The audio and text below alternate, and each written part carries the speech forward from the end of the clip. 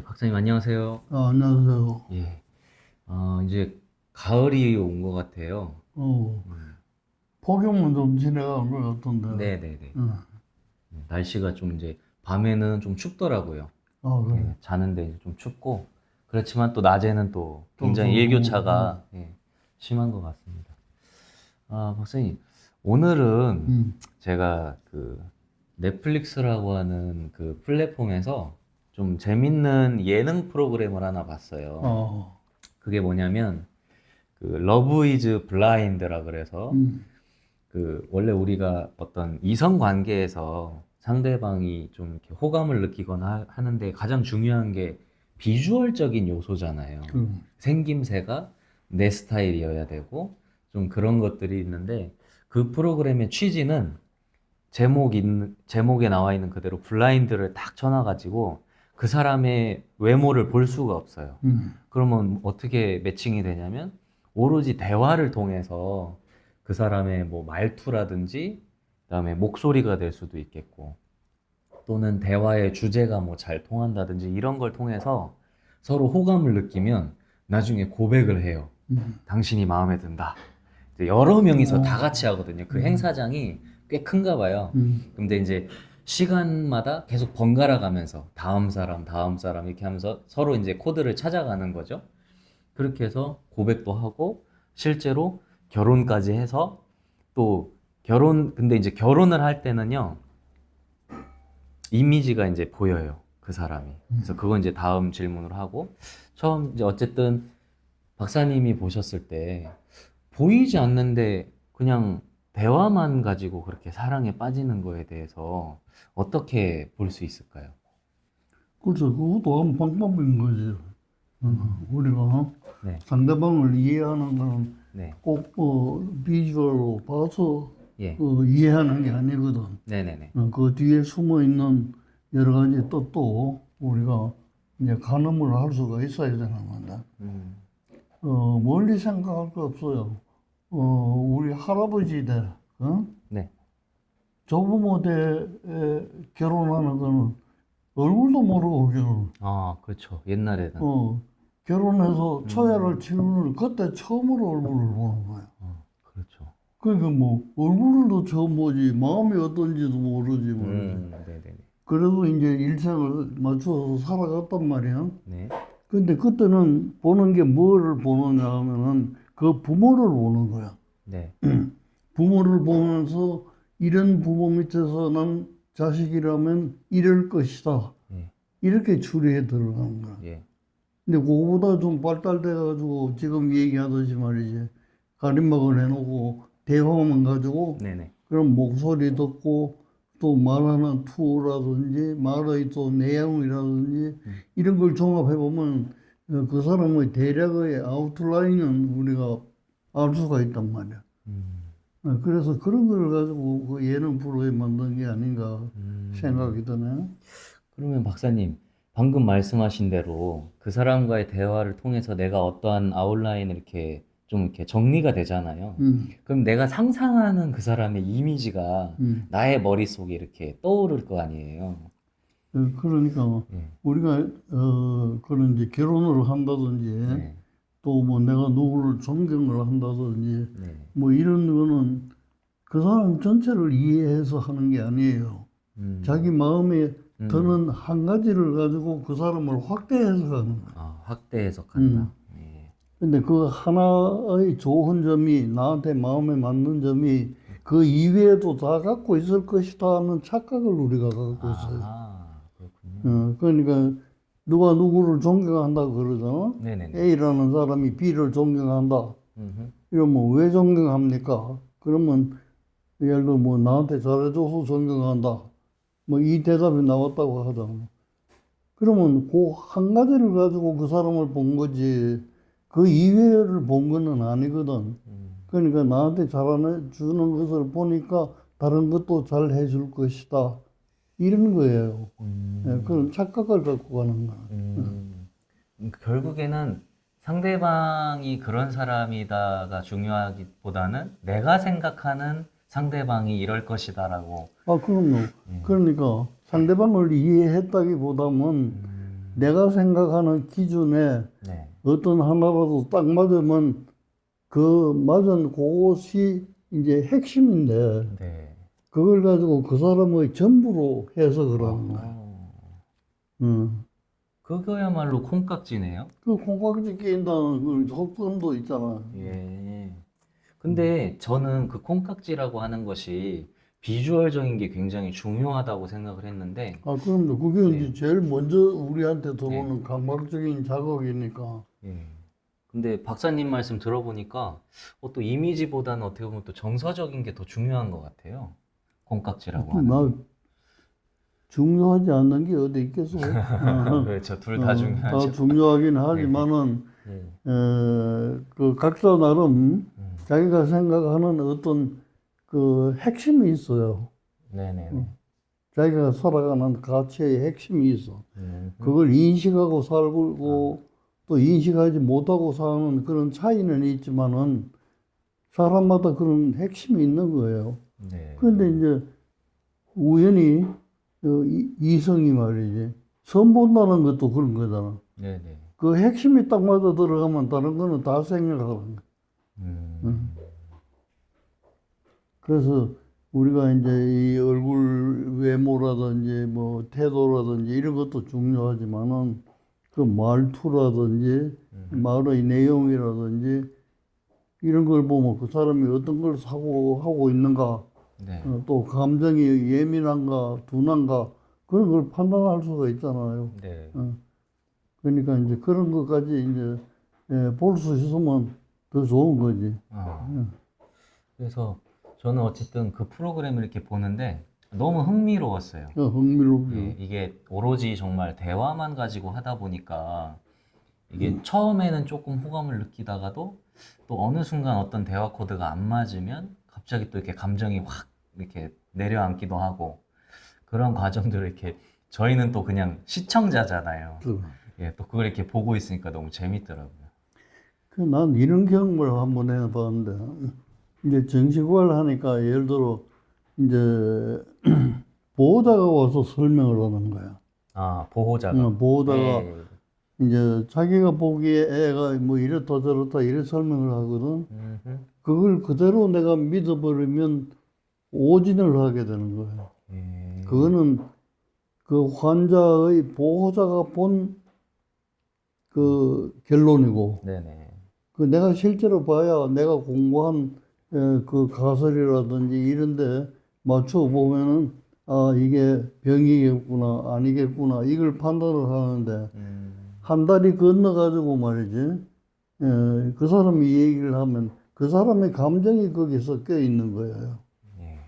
그렇기 때문에 우리가 판단하기가 어려워요. 음흠. 근데 내가 한 가지 좋은 경험을 한 거 있는데 벌써 오래돼서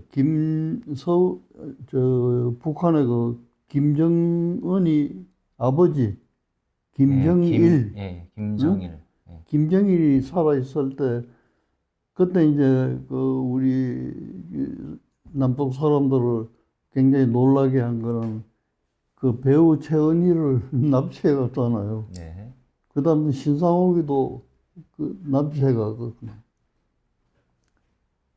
그러니까 이제 거기서 뭐 몇 년간 있었는지는 모르겠는데 이제 거기서 영화도 만들고 이제 뭐 그 김정은이하고 김정일이하고 굉장히 가깝게 지냈던가 봐. 네. 그러니까 갔다 와서 이 녹음 테이프를 갖고 왔어. 네.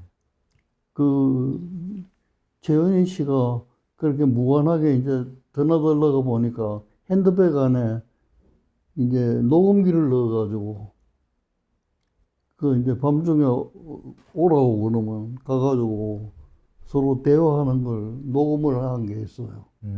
그게 조선일보에서 발간하는 월간 조선의 그 부록으로 카세트 테이프를 만들어 가지고 그 배포한 적이 있어요.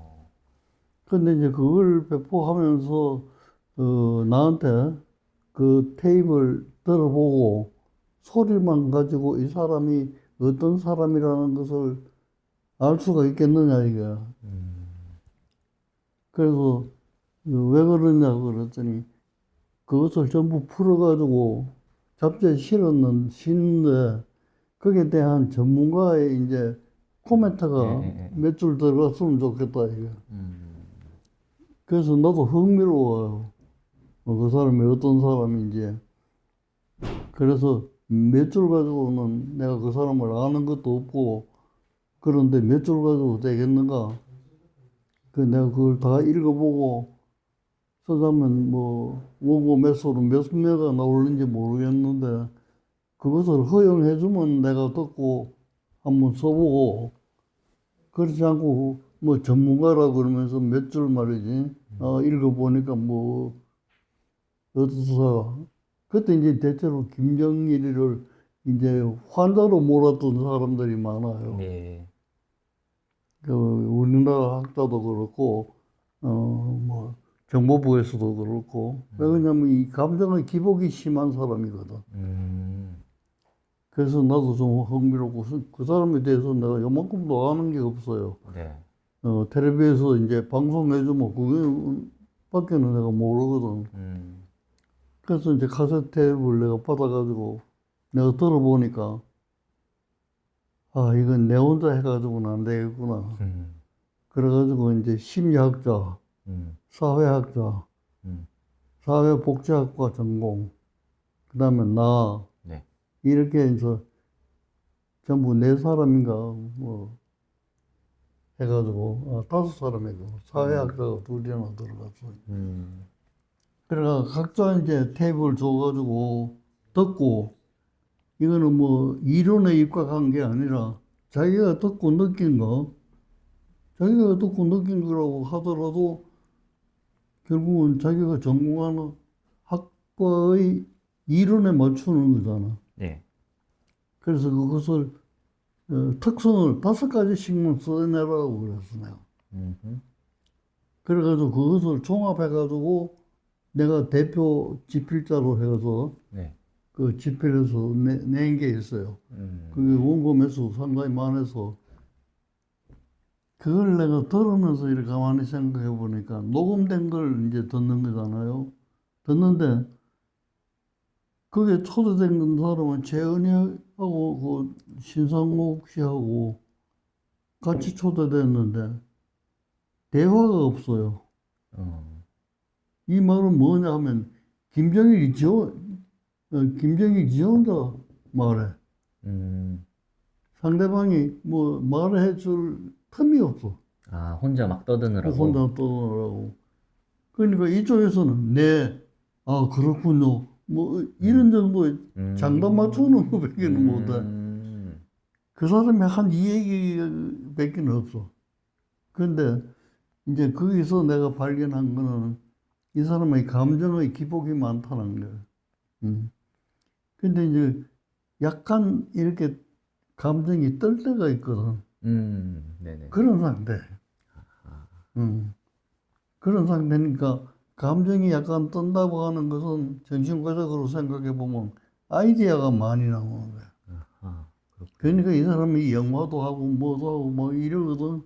음, 그런 데서 이제 영감이 떠오르는 대로 사람을 부르는 거예요. 그러니까 재원이, 신상욱 이 두 분도 밤에 자다가 불려가는 거야.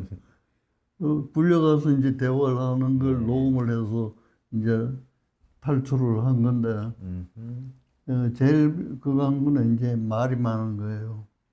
근데 우리가 김정일이가 살아있을 때 보도를 보면 텔레비에 안 나오는 경우가 몇 달이 있거든. 그러다가 또 불쑥 나오고 말이지. 근데 이제 내가 그걸 들으면서 생각한 게 안 나오는 때는 어떤 때냐 하면은 봉헌은 아니지만 우울할 때. 우울할 때. 그러면 많이 뜯어지잖아요. 네. 이거는 이제 조정 상태에 있는 거예요. 기분이 들떠 있단 말이에요. 그래서 기분이 들떠 있는 거하고 이렇게 우울한 상태에 가서 아무것도 하기 싫으니까 방에 뭐 처박혀 있는 수밖에 없죠. 그것이 번갈아가며 오는 것 같아. 그 감정 기복이 굉장히. 텔레비를 보면 안 나올 때가 있고 나와서 떠들 때가 있고 그러니까 그것만 가지고 상상을 해도 그렇고 그다음에 그 이제 대화한 내용을 보면 또 그래요. 근데 이제 대화가 이 말의 속도가 굉장히 빨라요. 네. 말의 속도가 좀 둔한 사람은 다 알아듣기가 어려울 정도로 이게 빨라. 그게 이제 그 언어의 속도가 빠르다는 거. 네. 언어의 속도가 빠르다는 거는 연상이 빠르다는 거거든. 아, 생각이 막 샘솟듯이 솟으니까 그것을 따라서 이야기하자니까 말이 빨라질 수밖에 없어요. 천천히 하면 떠오르는 아이디어를 어떻게 표현을 하겠어요. 음흠. 그러니까 말의 속도가 굉장히 빠르고 자기 얘기만 하고 또 해서는 안 될 얘기도 해요. 어, 이게 이제 소위 우리 정신과에서는 경조증의 정상이에요. 네. 경조증 정도 되면은 우울증에 빠지지 않는 한은 굉장한 아이디어가 많이 솟아나요. 그건 그 사람뿐 아니라. 그래서 내가 임상에서 그런 분들을 보는 경우는 대체로 예술가들이 문학가든 화가든 뭐 뭘 하든 예술을 하는 분들이 그런 약간 조증적인 상태가 있어야 이 창작물이 많이 나오는 거거든. 이제 그래서 내가 결론적으로 이 사람은 보통 정신병이라고 막 몰아붙여가지고 그 하는 분들이 많거든. 그땐 또 그러면 더 좋아하잖아. 그래서 내가 그거는 그렇게 쓰지 않고 이거는 이제 성격적으로 조울증적인 성격 그걸 우리가 이제 순환성 성격이라고 그래요. 약간 조증으로 갔다가 또 우울증으로 갔다가 이게 일정한 인터벌을 두고 이제 반복하니까 이제 내가 그렇게 써줬어요. 네. 그렇게 써줬는데 속도가 빠르고 이제 연상이 많고 해서는 안 될 말. 해서는 안 될 말은 뭐냐 하면은 이런 말을 해요. 돈이 굉장히 중요한데 돈 버는 방법은 자본주의 놈들한테 배워야 된다. 이런 말은 하면은 반동이라는 거야. 그렇죠. 자기가 그래. 나 말고는 이 말 할 수가 없다. 이래. 그래서 이거는 이제 완전히 조울증이라든지 이런 병이 붙자면은 그런 판단력이 없어지거든. 아하. 근데 그런 판단까지 하는 거 보면 조울증이라기보다는 이런 순환적인 성격을 갖고 있다. 근데 이제 보통 사람도 그런 순환적인 성격은 다 갖고 있어요. 갖고 있지만은 폭이 넓지 않는 거예요. 네. 그러나 그런 이름을 붙일 수 있는 사람이면 그 폭이 보통 사람보다는 조금 더 정복돼 있다, 이게. 그래서 그런 경험이 있는데, 그건 완전히 내가 소리만 듣고, 쓴 거거든. 근데, 그거는 나만 그런 게 아니라, 뭐, 5사람이 참여했는데, 그 사람들의 대부분이 비슷한 그 반응을 했더라고. 그래서 내가 종합적으로 대표 필자로 해서 내 써낸 게 있어요. 그렇군요. 이게 박사님 말씀 듣다 보니까 갑자기 그 프로그램이 단순히 재밌는 프로그램이 아니고 굉장히 심오하게 느껴졌어요. 그래. 그거를 그 사람의 어쨌든 말투나 이런 것들이 정말 우리가 그 사람의 감정까지는 알기가 어렵잖아요. 전문가가 아니면. 그럼. 그런 걸로 인해서 그냥 일반인들이 그렇게 판단을 내려서 이 사람이 매력적인데 뭐 이렇게 느낀다든지 그런 문제가 나중에 또 박사님 말씀대로 그렇게 본인들이 판단했다가 나중에 또 문제가 생겨요. 그래서 그런 것들은 이제 다음 질문에서 제가 또 이어가서 그래. 보도록 하겠습니다.